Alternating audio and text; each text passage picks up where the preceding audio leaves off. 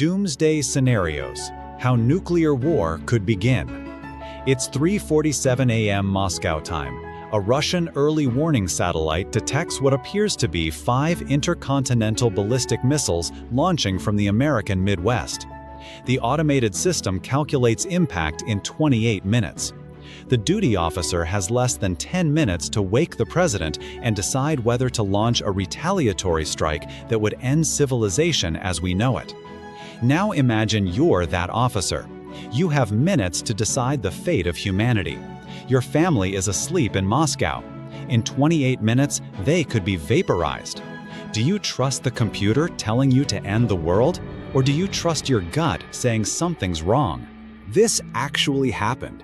On September 26, 1983, Soviet officer Stanislav Petrov faced this exact scenario. The fate of humanity rested on one man's decision to trust his instinct over the computer system screaming that World War III had begun. He chose not to report the detection to his superiors. He was right. It was a false alarm caused by sunlight reflecting off clouds. But here's what should terrify you. What happened then by accident could happen today with far deadlier consequences. Because right now, there are more ways for nuclear war to start than at any point since the Cuban Missile Crisis. Today, you'll learn about 3 scenarios for how nuclear war begins, and none of them look like a movie. These aren't Hollywood scripts. They're nightmares that keep military strategists awake. Scenario 1: The Accidental Apocalypse. Since 1945, there have been at least 22 documented incidents where nuclear weapons were nearly used by mistake. 22 times when technical glitches, human error, or misunderstandings brought us to the brink. One mistake, one malfunction, one misunderstanding. That's all it takes. Consider what happened in Hawaii on January 13, 2018. At 8:07 a.m., over 1 million people received this message. Ballistic missile threat inbound to Hawaii. Seek immediate shelter. This is not a drill. Picture this. A mother clutches her children in a bathtub, typing final goodbyes to relatives on the mainland. A father lowers his daughter into a storm drain, hoping concrete might save her. Families huddle together, waiting for a flash of light that will be the last thing they ever see. For 38 agonizing minutes, they believed death was coming. It was human error. Someone clicked the wrong option in a drop-down menu. But what if this had happened during a real crisis? What if military radars showed ambiguous data and leaders had minutes to respond? The technology meant to prevent accidental war actually increases the risk. Both the US and Russia keep their nuclear forces on launch on warning status. This means they're prepared to launch missiles before enemy warheads actually hit. It creates what strategists call use it or lose it pressure. Think about it. If you believe your nuclear weapons are about to be destroyed, you have seconds to decide: launch them or lose them forever. The President of the United States has roughly 6 to 10 minutes to make this choice. The Russian president has even less. And here's the terrifying part. Much of America's nuclear command system still runs on 1970s technology. Some systems literally use floppy disks. Russia's system is similarly ancient. Old technology might be harder to hack, but it's prone to failures and false alarms. In 1995, Russian radar detected what looked like a US submarine-launched ballistic missile. President Yeltsin actually activated the nuclear briefcase. Russian nuclear forces prepared to launch. It seemed like the end had come. But then, someone realized it was just a Norwegian scientific rocket studying the Northern Lights. What if they hadn't figured it out in time? You wouldn't be watching this video because there would be no YouTube, no internet, possibly no you. Scenario 2: The Regional Spiral. But what if nuclear war doesn't start by accident? What if it begins with a regional conflict that spirals beyond anyone's control? Take India and Pakistan. These nuclear-armed neighbors have fought 4 wars since 1947. Both have hair-trigger nuclear policies that make escalation terrifyingly easy. Pakistan's military doctrine states it will use nuclear weapons first if losing a conventional war to India. They call it full-spectrum deterrence. Translation: we'll go nuclear before we accept defeat. Here's how 100 million people could die in a single day. Another terrorist attack like the 2008 Mumbai bombings kills hundreds of Indians. Evidence points to Pakistani militants.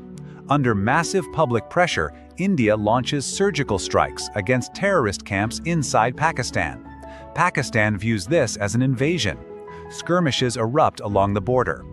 Indian armored divisions, with their 3-to-1 advantage, push into Pakistani territory. Pakistan's military faces an impossible choice: accept defeat and possible national dissolution, or use tactical nuclear weapons, just small nukes, to stop the invasion. But here's the trap: there's no such thing as limited nuclear war between nuclear powers. India's doctrine promises massive retaliation to any nuclear attack. Within hours, Indian missiles target Pakistani cities. Pakistan launches everything it has. In less than 24 hours, 100 million are dead. The smoke and ash trigger nuclear winter. Global famine kills hundreds of millions more. This isn't speculation. This is based on detailed climate modeling and military war games. And India-Pakistan is just one flashpoint. What about Taiwan? China considers it a breakaway province. The US has implied it would defend Taiwan militarily. Both have nuclear weapons. What happens when unstoppable force meets immovable object? Picture this: China, facing economic crisis, decides to reclaim Taiwan. They launch a blockade, betting America won't risk nuclear war over an island. But US Navy ships move to break the blockade. In the chaos, shots are fired. A Chinese submarine sinks an American destroyer. Now what? Back down and lose face forever? Or escalate and risk everything? Scenario 3. The tactical nuclear trap.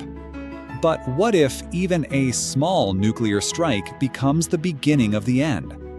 During the Cold War, both sides developed tactical nuclear weapons, smaller nukes for battlefield use. The idea was to make nuclear weapons more usable and therefore more credible as deterrents. Instead, they may have made nuclear war more likely. Russia currently has about 2,000 tactical nuclear warheads. Their doctrine explicitly endorses using them to de-escalate a losing conflict. Yes, you heard that right. They believe limited nuclear use could force an enemy to back down. Here's a nightmare scenario. Russia manufactures a crisis in the Baltic states, maybe protecting ethnic Russians in Estonia. NATO mobilizes, but Russia has local superiority. As NATO forces push back, Moscow faces humiliation or escalation. They choose escalation. A low-yield nuclear weapon detonates over the Baltic Sea, high enough to avoid casualties, low enough to demonstrate resolve. Stop now, the message reads, or the next one won't be a warning. What does NATO do? If they back down, the alliance collapses and nuclear blackmail becomes the new normal. If they respond with their own tactical nuke, where does it end? Each side believes the other will blink first. Each takes one more step up the escalation ladder. One step, then another, until someone miscalculates and strategic weapons start flying. The most terrifying part? All these scenarios require leaders to make rational decisions under impossible pressure. But history shows that in crises, leaders panic. They misread intentions. They choose pride over survival. During the Cuban Missile Crisis, we came within a hair's breadth of annihilation. Most know about Kennedy and Khrushchev's 13-day standoff. Few know that on October 27, 1962, Soviet submarine B-59 lost contact with Moscow. Under attack from U.S. depth charges, Captain Valentin Savitsky ordered a nuclear torpedo prepared for launch. The launch sequence began. It seemed certain nuclear war was seconds away. But Soviet regulations required 3 officers to agree. Deputy Commander Vasily Arkhipov said no. One man's refusal saved the world. What if Arkhipov had been sick that day? What if a different officer had been there? we'd be living in bunkers now, those of us who survived. One man, one decision, one planet saved or destroyed. The Doomsday Clock now stands at 90 seconds to midnight, the closest it's ever been. This isn't fear-mongering. It's expert assessment of how close we are to catastrophe. And here's what should keep you up at night. The world is more dangerous now than during the Cold War. Then it was 2 players who understood the rules.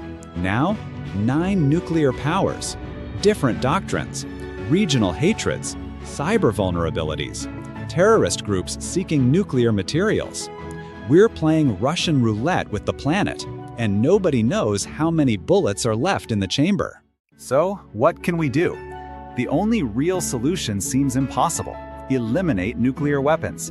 Every weapon that exists can be used by accident, miscalculation, or madness. Until that day, we need radical changes. Take weapons off hair-trigger alert. Create better communication between adversaries. Invest in fail-safe systems. Most importantly, change doctrines that treat nuclear weapons as tools rather than civilization-ending last resorts. But none of this happens without pressure, without awareness, without people understanding that we're one mistake away from the end. The nuclear peace has held for 79 years, not because the system works, but because we've been lucky. And luck, by definition, runs out. Share this video, talk about it, because silence is complicity in a system that treats nuclear annihilation as acceptable risk. The question isn't whether we can avoid nuclear war forever, it's whether we'll save ourselves before probability catches up.